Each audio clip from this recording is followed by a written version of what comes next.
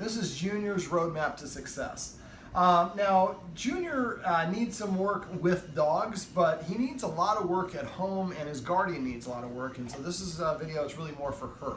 So one of the things I want to make sure that we start doing is, let's start first with rules and structure. So we're going to start, one of the rules is going to be that Junior's going to have to sit before we let him in or out of a door. Junior, sit, sit. Whenever you give a treat, make sure that you say the word after it goes into the dog's mouth, not before. So we're going to make him sit before he goes in or out of a door. If we go to the door and say sit once and he doesn't sit, we walk away from the door, we wait sit down somewhere else. Turn the TV on, grab your phone, grab a magazine, spend 1 minute.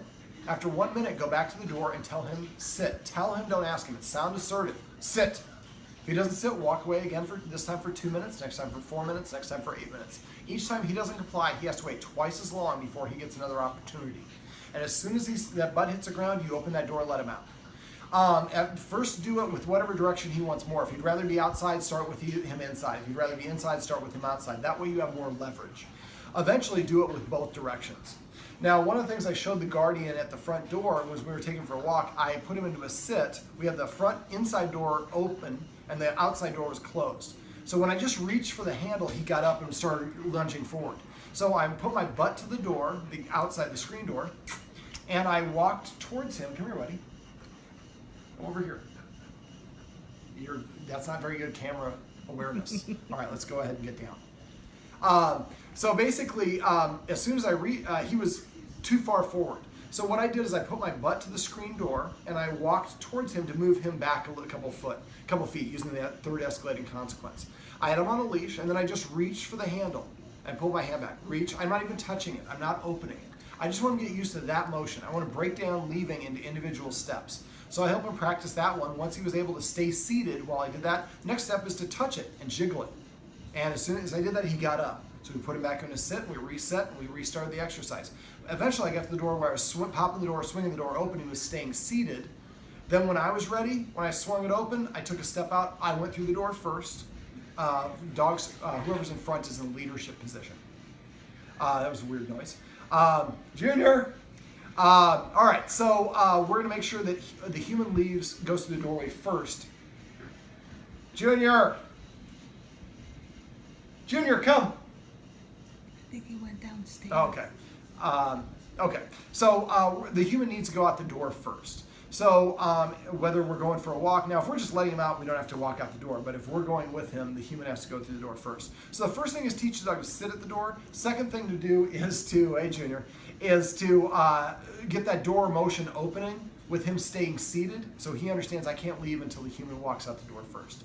Other rules, he's not allowed on the furniture. He does sleep with the guardian, so I would say that he's not allowed to get on the bed unless he sits first, and then only when he gets invitation from the guardian, saying up or bed or whatever the command word is. If he gets up on his own, I would have the guardian immediately leave the room because he'll just get down to follow.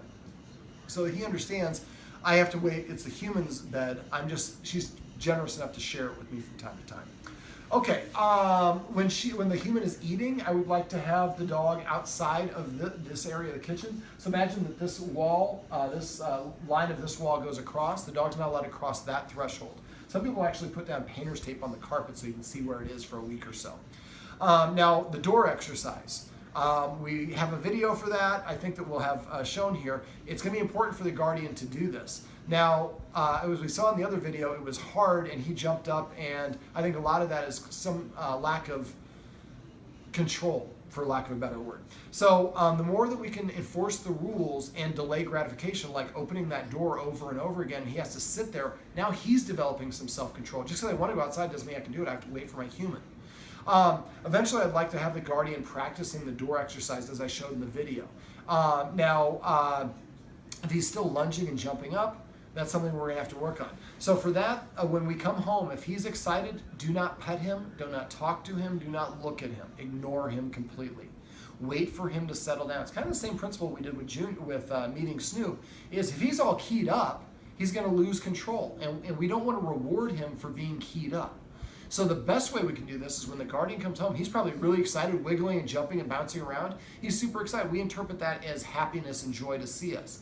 Now it is to some extent, but it's also out of balance. And he has to develop control. He's too big for his guardian to control him physically. So we're going to need him to do it. We can do this by starting to incorporate some structure on regular day-to-day routine activities. Like I come in, as you're excited, I have no interest in you. As soon as you calm down, then I reach over to pet. As soon as he starts wiggling and gets up, I pull my arm back and I continue. I don't tell him no, I don't chastise, I don't tell him to sit. I just walk away. Your timing for that is everything. If you consistently walk away when he starts to get wiggly, after a while he'll stay calmer and calmer and calmer. And then he realizes I'll only be petted by her if I got 4 on the floor. And then what you'll find is he can still appreciate you and be happy to see you without being out of balance. So not only when you come home I definitely would do that. If he jumps up, use your knee, bring your knee up and don't let him touch you. But there are other things that he gets excited about, same principle. If he gets excited for going for a walk, maybe practice putting him on the leash. The first step is just walking to where the leash and walking back. Keep doing that over and over again until you can get to the leash and he stays behind you. I have an exercise on doggoneproblems.com. Click on dog training tips. When the page loads, on the right side of the page is a search box. Type in leash or leash training. And there'll be some write-ups where I have a video where I specifically talk about leashing your dog up. But if your dog is all worked up when you leash him up, that's the energy they're going to carry with them outside.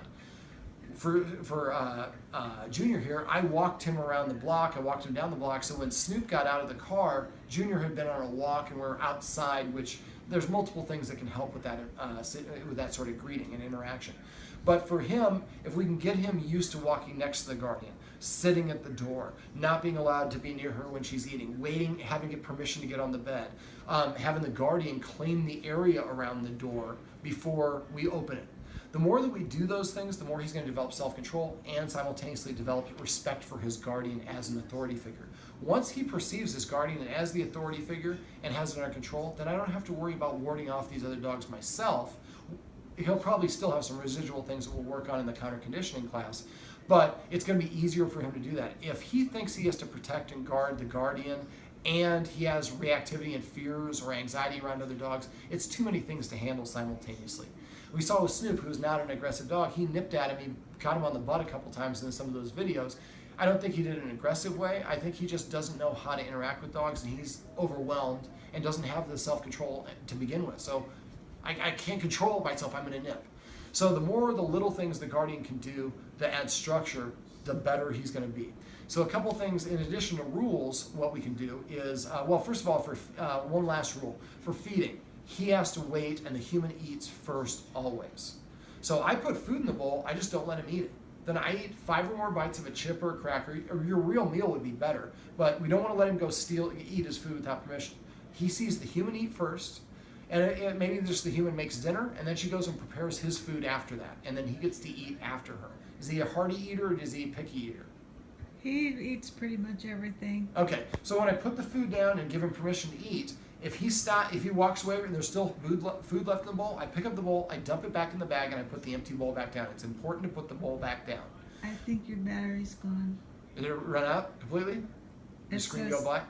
It says 10% battery. Okay, that's okay. So careful your finger. No, don't stop anything. Do you stop it? No. Okay. Careful your fingers in the way. There we go. All right, so I want the human to eat first and then give him permission to eat after, and any remaining food gets dumped out so the bowl is empty all day long. It's important for the guardian to pet with a purpose, so no more petting of him at all unless he does something to earn it. The guardian lives with him, his primary partner. She pets him. I don't think she realizes how often she pets him. So the more that he has to earn it by doing something subordinate, by sitting or lying down, the easier it's going to be for him to do it, and the more he's going to respect her as an authority figure. Also, passive training. If he comes to me, I'm going to pet him and say, come. If he sits down near me, I'm going to pet him and say, sit. If he lays down, I'm going to pet him and say, down. We're going to basically narrate. Even though he knows how to do those things, the more that we reward him for doing those things, the more inclined he will be to do those in the future. All right, he's going to continue going to the counter conditioning class. The guardian's going to work on these rules and structure and get him to the point where he will listen to her more obediently here. And then we'll try another greeting later on. One of the things I forgot to go over in this that I'm glad I remembered, I want the guardians to get a towel like I talked about in the other video, wipe Snoop down all day long with it so it just is full of Snoop funk.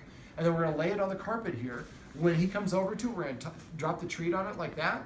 When he comes over and he takes a sniff, he's going to smell Snoop at the same time he gets this treat. With enough repetition, this can really help. Now, if Snoop's male guardian can come over, I would prefer to have him holding him. But if we can have him come over and have Junior's leash, and then have Snoop spend some time here.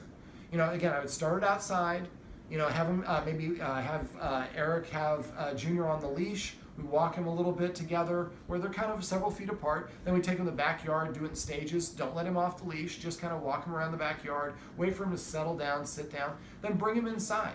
Now, one of the things you could do is on the deck. I use a leash. I run the back, the part of the clip that clips on the neck. I run that around. If this is the post on your deck, run the leash around it and run it through the handle of the leash. Then attach it to his harness, and then sit down on the deck and enjoy some lemonade or whatever. Make sure that Snoop is a puppy, so he's going to probably stay away, but he might forget, so make sure that he doesn't get close. But if you guys sit on the deck and enjoy a lemonade, if you're sitting, then you're sedentary, you're relaxed.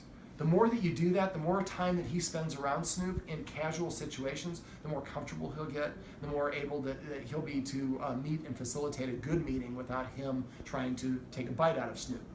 All right, so make sure you pet with a purpose. Passive training, reward desired actions and behaviors, and enforce the rules consistently. All right, this is Junior's Roadmap to Success. Remember, everything you do trains your dog, only sometimes you mean it.